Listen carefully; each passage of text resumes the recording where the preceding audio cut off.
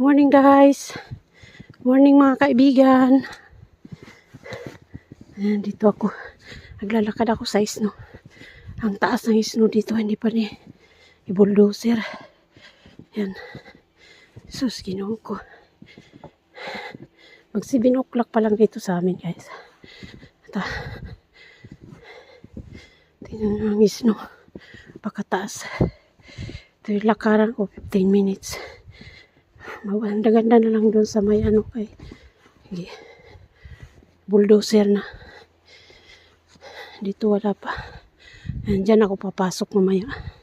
Dyan ako nagtatrabaho. Ayan guys. Pero ang labas puro snow. Nakakahinga guys. Maghanap buhay. Kaya hindi biro. Sacrifice lang.